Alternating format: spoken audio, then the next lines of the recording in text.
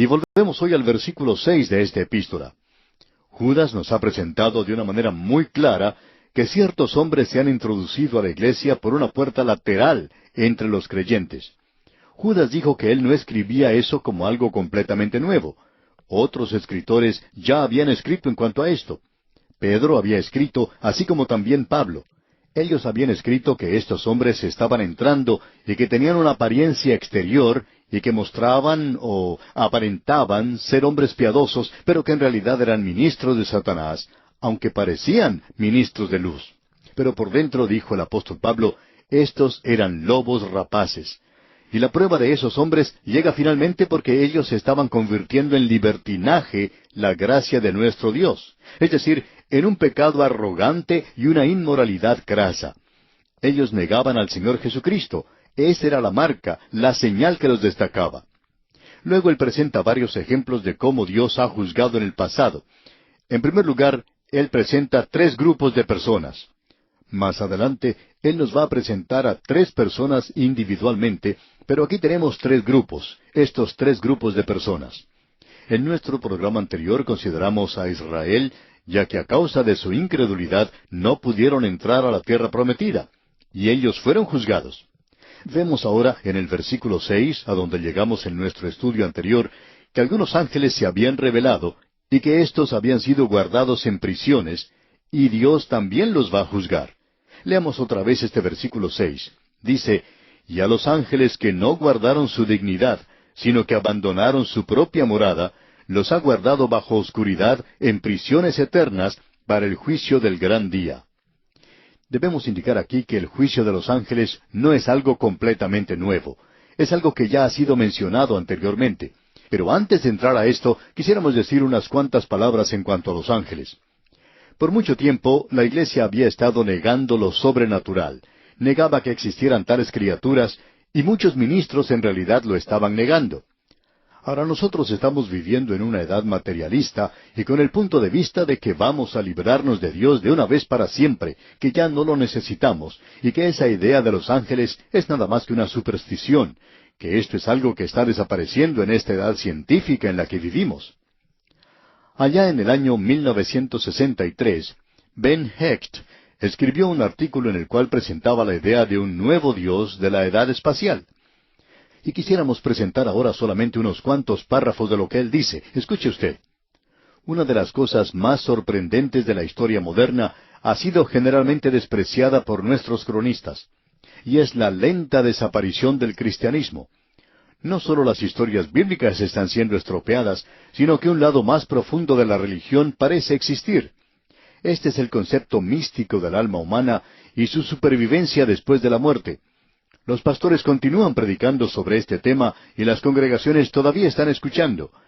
Pero las congregaciones y los pastores parecen haberse pasado de la iglesia al museo. 50 años atrás, la religión era una parte exuberante de nuestro mundo. Sus sermones, bazares, Día de la Banderita y sus tabúes llenaban las páginas de los periódicos. Sus rituales brindaban un resplandor vivo a la ciudadanía. En la mesa, a la hora de la cena, la mayor parte de la población inclinaba su cabeza y daba gracias. La religión hoy es un tema delicado, no porque la gente crea profundamente y esté lista a defender sus creencias en la Biblia, sino porque no quieren escuchar ninguna discusión en cuanto a esto. No están muy seguros de cómo se pierden, no saben qué decir en cuanto a Dios, ni en cuanto a sus ángeles y la historia de sus milagros. Y al no querer aparecer anticristianos o antisocialistas o anti cualquier cosa, ni tampoco quedar bajo una condenación general, optan por el silencio. Y en este silencio, más aún que en todos los previos bullicios agnósticos, la religión parece estar desapareciendo rápidamente. Ahora esto fue escrito allá en 1963. Si Ben Hecht estuviera aquí en el presente, podría notar que ha tenido lugar un tremendo avivamiento. Ahora, el liberalismo ha estado prediciendo por años el tañido fúnebre de la Iglesia y de aquello que es sobrenatural.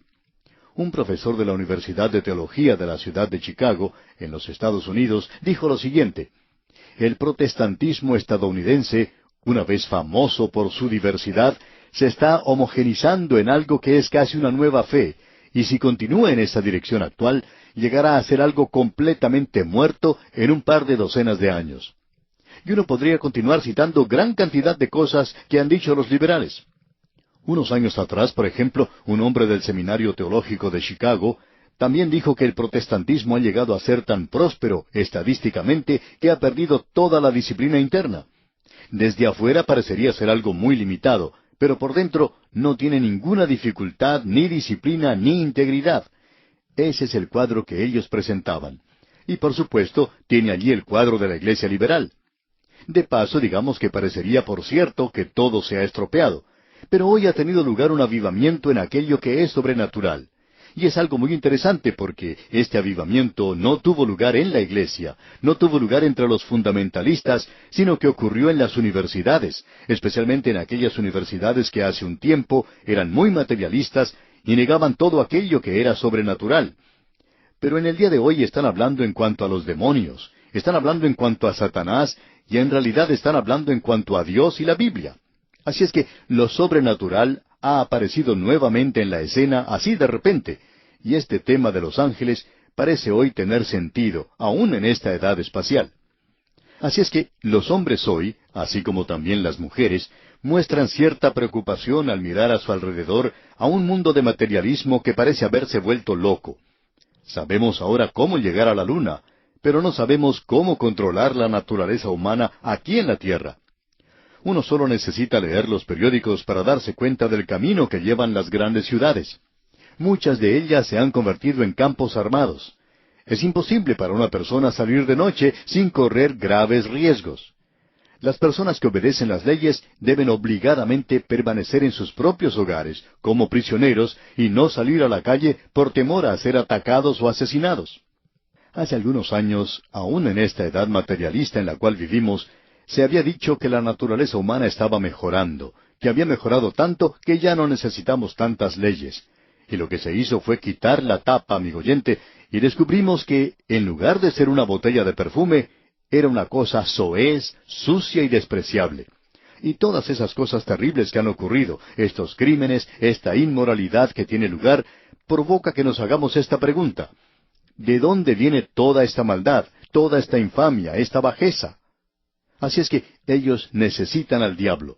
Como dijo alguien, si no fuera el diablo, pues habría necesidad de inventar a alguien más para explicar todo el mal que existe en el presente. O sea que la humanidad es depravada.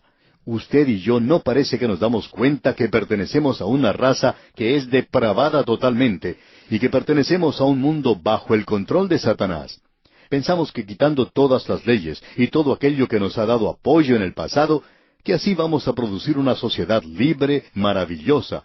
Pero en lugar de eso, amigo oyente, los hombres ahora están regresando a lo sobrenatural, y desafortunadamente se ha dado mucho énfasis a los espíritus malignos porque necesitan tener algo con qué explicar la situación. Bien, la Biblia tiene algo que decir en cuanto a esto. La Biblia está muy al tanto de lo que ocurre en el presente, y aquí en este versículo 6 de esta pequeña epístola del apóstol Judas, podemos leer una declaración destacada, por cierto. Leamos. Y a los ángeles que no guardaron su dignidad, sino que abandonaron su propia morada, los ha guardado bajo oscuridad en prisiones eternas para el juicio del gran día. La palabra de Dios tiene mucho que decir en cuanto al juicio que vendrá. Aquellos que no conocen bien la Biblia hablan en cuanto a un gran día de juicio, y debemos aclarar que el juicio del gran trono blanco vendrá en el futuro, y es para aquellos incrédulos. Pero en realidad hay 8 juicios que son mencionados en la palabra de Dios.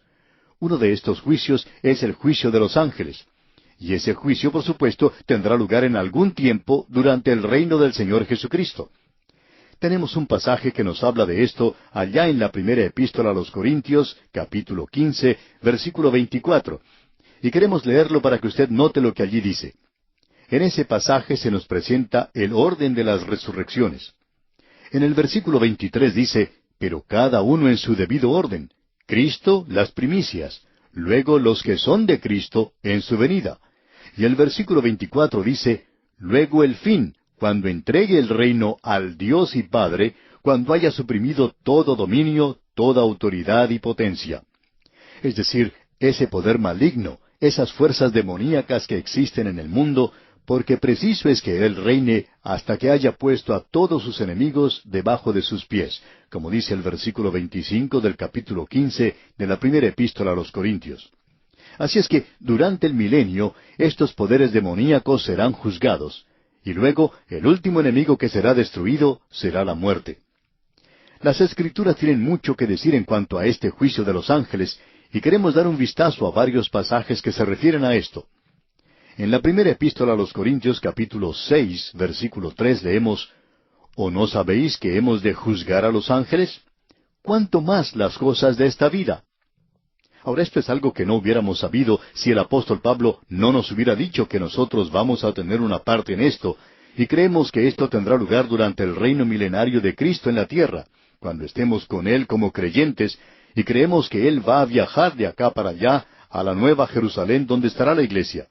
Ese será el hogar eterno de la iglesia. Así es que durante ese tiempo tendrá lugar el juicio de los ángeles. Y aunque nosotros hemos sido creados inferiores a ellos, un día tendremos parte en el juicio de los ángeles. En la segunda epístola del apóstol Pedro, capítulo 2, versículo 4, tenemos otra referencia que corresponde a lo que Judas está diciendo.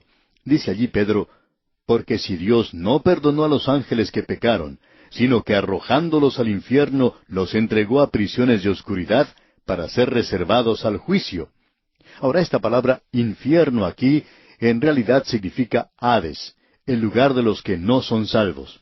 Ahora esto nos lleva a hacer una declaración en cuanto a lo que tenemos aquí en la epístola del apóstol Judas, de que los ángeles los ha guardado bajo oscuridad en prisiones eternas para el juicio del gran día. Y aquí no se presenta ninguna indicación de que los ángeles estén encadenados en estas prisiones, porque ellos son seres espirituales, y sería muy difícil ponerle cadenas a un ser espiritual. Así es que aquí se habla de prisiones eternas. Ellos están allí bajo una guardia muy severa, por cierto. Y esta compañía de ángeles está esperando el juicio que aparentemente tendrá lugar durante la edad del reino.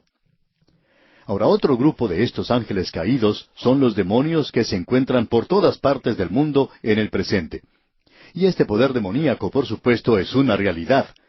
Amigo oyente, todo ese énfasis está siendo exagerado en el presente, ya que no hay tanta manifestación del poder demoníaco en el presente como quieren hacernos creer. Todo esto ha sido completamente exagerado, pero el hecho es que si el 90% de esto es falso, y creemos que un buen porcentaje es falso, ¿qué podemos decir del otro 10%? Amigo oyente, usted va a tener mucha dificultad en explicar eso, y esa es la razón por la cual esa película de El Exorcista llegó a afectar a tantas personas. Allí se presentaba solamente un ejemplo de las fuerzas malignas que estaban en el mundo, pero no era otra cosa sino una película nada más, y no hay ninguna razón para que una persona vaya allí y se desmaye por lo que ve, porque solo está viendo allí a los actores representando algo, y eso es todo. Pero también debemos notar que esto es representación de algo que tuvo lugar en la realidad. Y hay casos como estos, pero no tantos como algunas personas creen que existen.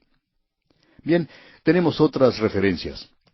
Aquí en esta epístola de Judas tenemos esta referencia, y en Apocalipsis capítulo 20, versículo 10, leemos, «Y el diablo que los engañaba fue lanzado en el lago de fuego y azufre, donde estaban la bestia y el falso profeta, y serán atormentados día y noche por los siglos de los siglos».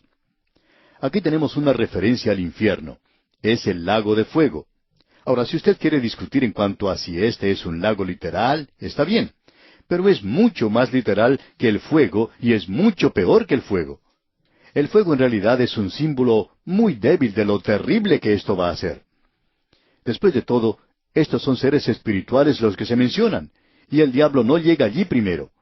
Hay muchas personas que creen que el diablo está en el infierno hoy, pero en lugar de eso, él está muy ocupado en las grandes ciudades.